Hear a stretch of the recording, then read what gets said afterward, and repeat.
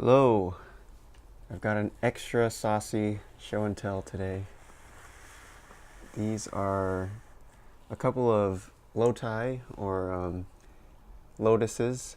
They're F1 cars from 1972, and this model was raced for I think about 5 seasons with changes, minor changes in between each season, but that's a really long run for this super iconic, super successful F1 car.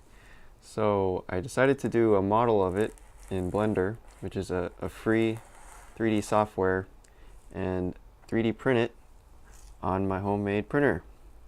So I just want to show you guys some of the details that's popping off of these cars, and I think it's pretty freaking cool.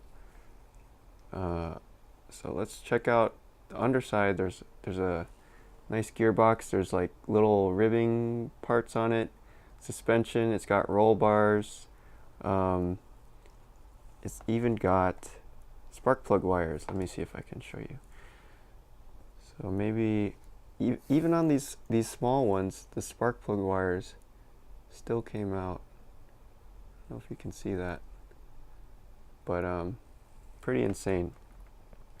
So this is a top-down printer, which means that it's kind of the opposite of what most consumer printers do, which is bottom-up printing.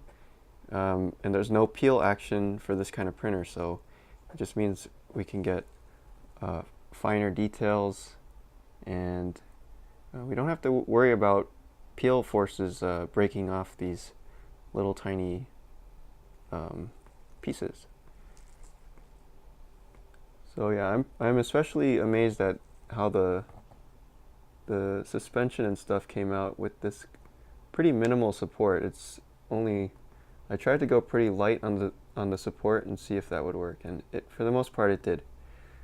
There's even the little disc brakes are in there. You can see the little slots in there. Man.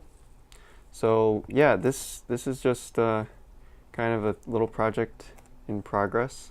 There's still some things I need to fix, like there's some warping here on the bottom because these walls of the body are really thin, so it needs probably some thickening or some structure in there to help it keep its shape.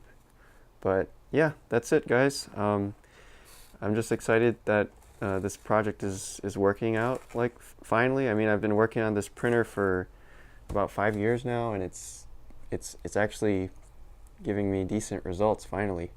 So yeah, and if you're more interested in top-down printers, you can go to buildyourownsla.com, and there's a lot of people building their own printers there. That's kind of like where I learned how to do all this stuff.